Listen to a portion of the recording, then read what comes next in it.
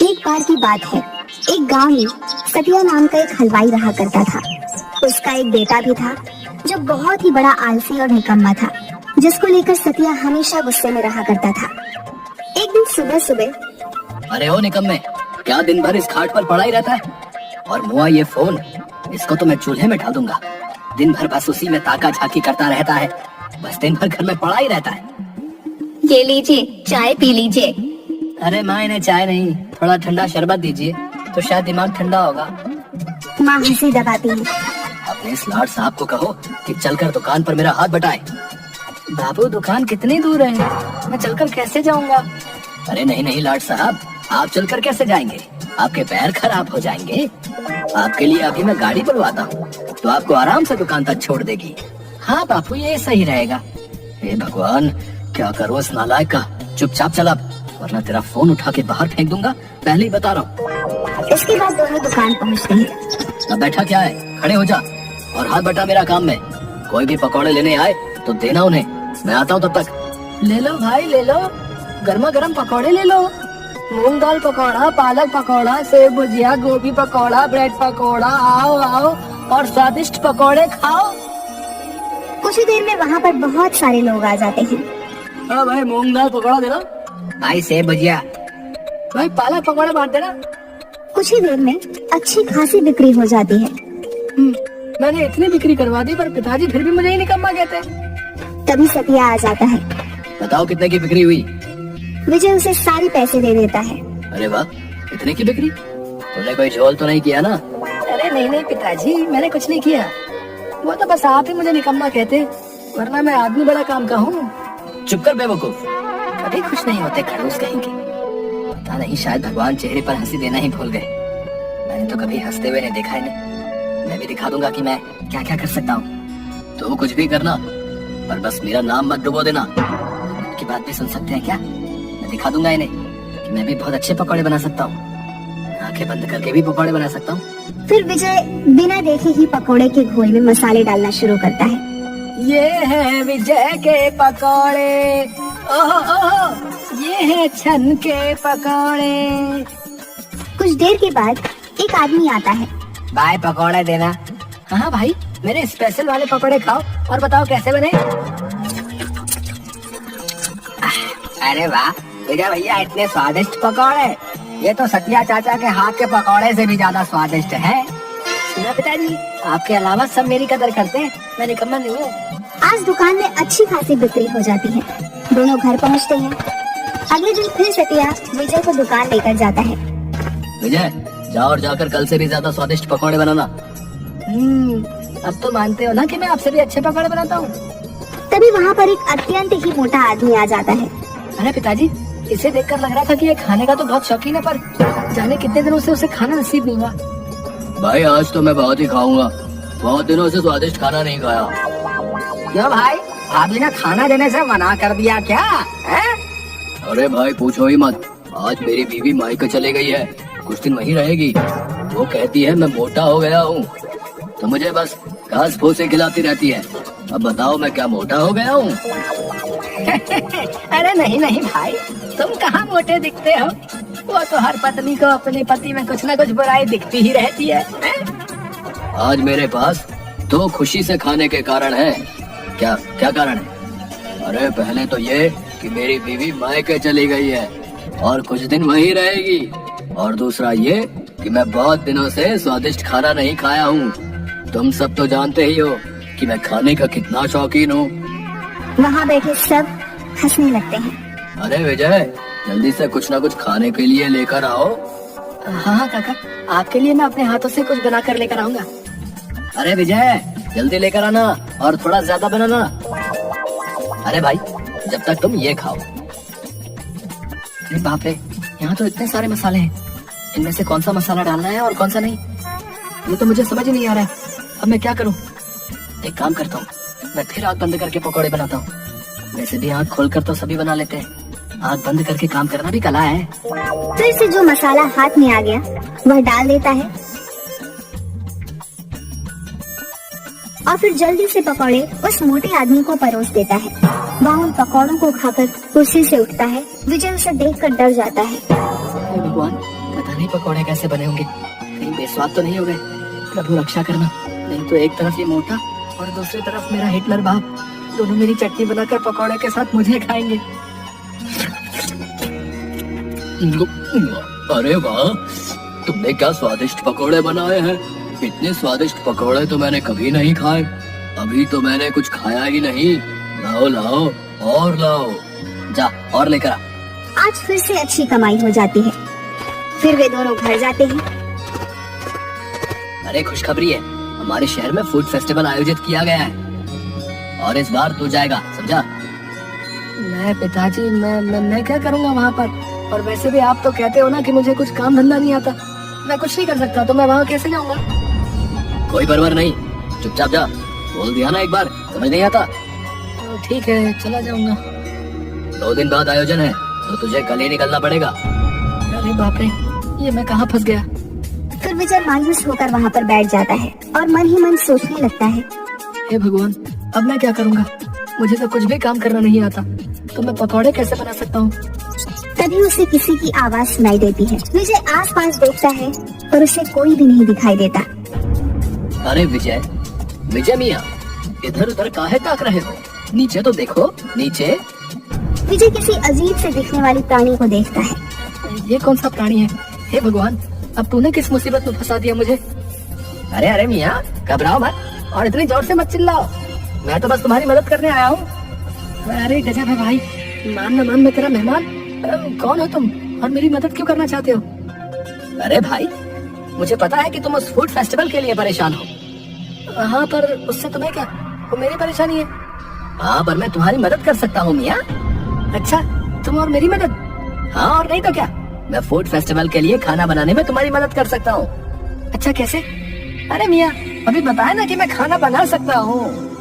ओहो, तो अब ये चूहे के जैसा दिखने वाला आदमी, अरे नहीं नहीं, तुम्हें क्या कहूँ मैं, तुम तो आदमी ही नहीं हो, अजीब प्राणी।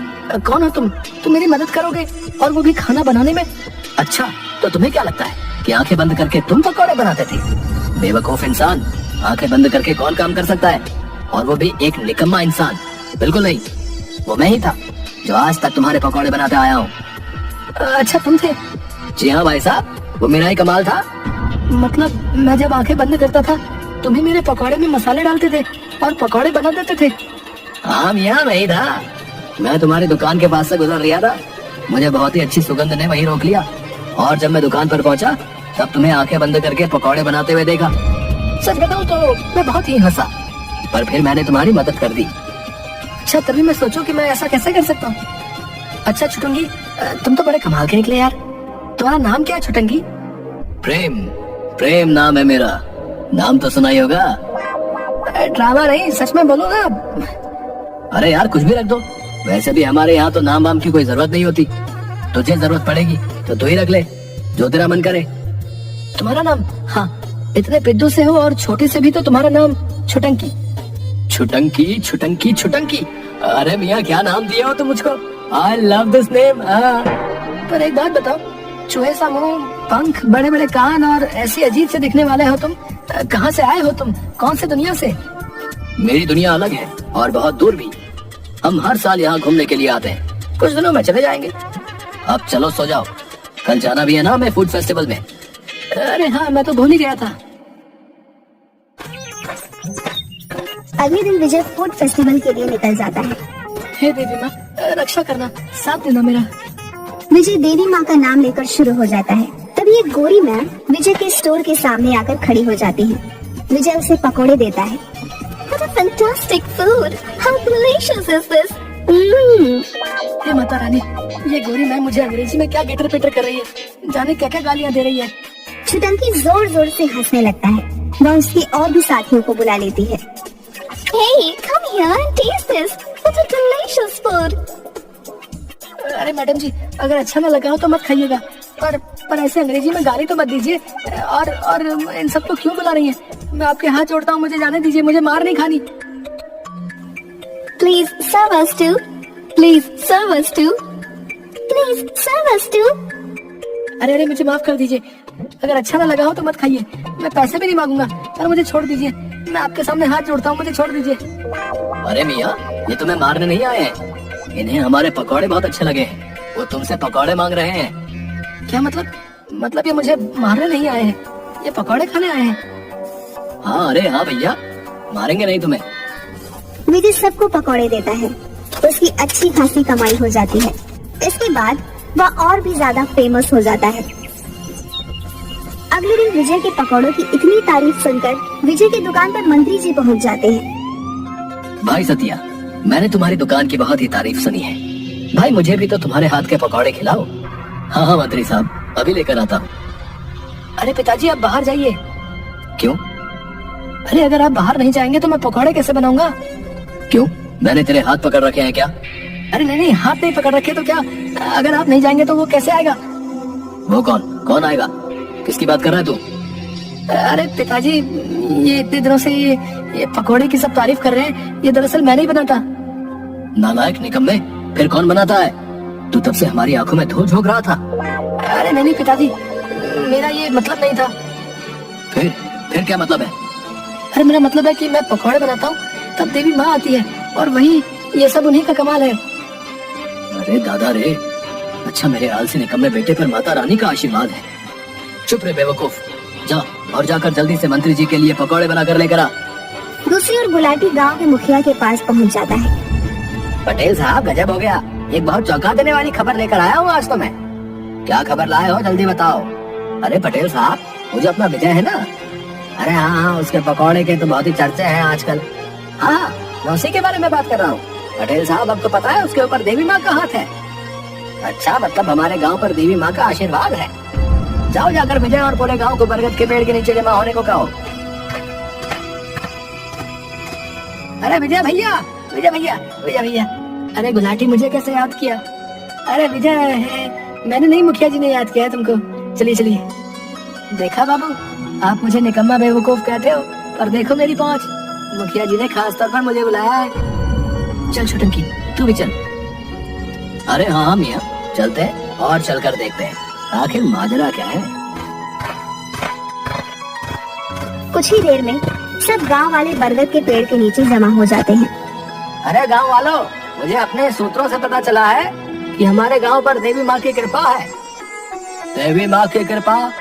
हाँ, देवी माँ की कृपा भाई, हमारे विजय लाल के ऊपर देवी माँ की कृपा है। हाँ, मैंने अपने कानों से सतिया चाचा और विजय की बात सुनी है। उसने खुद कहा था कि वो जब भी पकौड़े बनाने जाता है उससे पहले देवी माँ के उससे दर्शन होते हैं। अरे पर हम कैसे विश्वास कर लें इस बात पर भैया? हाँ, इसीलिए तो हमने सबको बुलवाया है।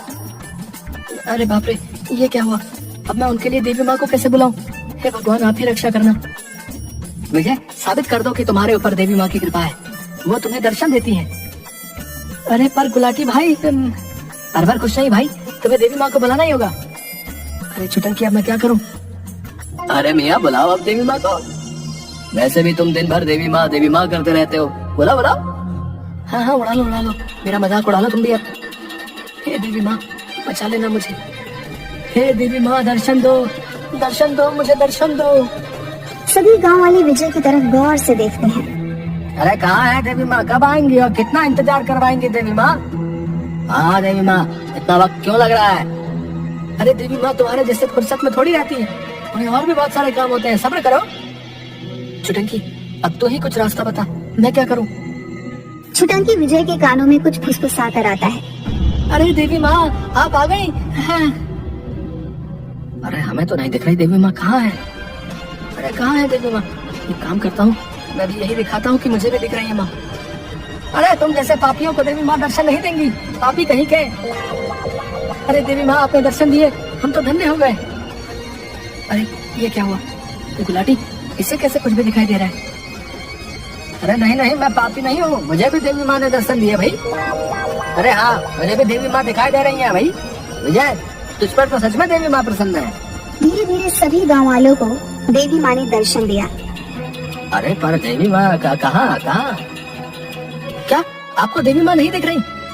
पूरे गांव को दर्शन दिए देवी माँ ने, पर आपको नहीं, मतलब आप अरे नहीं, देवी माँ मुझे आशीर्वाद दीजिए और सदा अपना आशीर्वाद इस गांव पर बनाए रखना।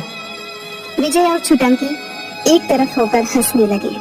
अरे देखो इन सबको, कैसे बेवकूफों की तरह मेरी बातों पर विश्वास कर रहे हैं। अरे विजय मियाँ, अब जाओ और जाकर इन्हें सच बता दो कि तुम्हें कोई देवी माँ दर्शन नहीं देती। शाबाश विजय, तूने मेरा सिर गर्व से ऊंचा कर दिया। तू मेरा निकम्मा बेटा नहीं, तू मेरा लायक बेटा है। अरे अरे अरे, सूरज आज पूरब की जगह पश्चिम से कैसे निकल आया? अब चलो दुकान पर, और आप सभी अपने अपने घर जाइए और अपने कामों में लगिए। अच्छा विजय मियाँ, अब मुझे भी चलना चाहिए। मैं तो यहाँ छुट्टियाँ मनाने आया था, मेरा काम हो गया। क्या तुम जा रहे हो? और मेरी मदद कौन करेगा? मुझे अब तुम्हें ये सब कुछ करना होगा, और वैसे भी मेरे साथ रहकर तुम भी मेरे जैसे पकौड़े बनाने सीख गए हो। छोटंकी, मुझे तुम्हारी बहुत याद आएगी। अलविदा दोस्त।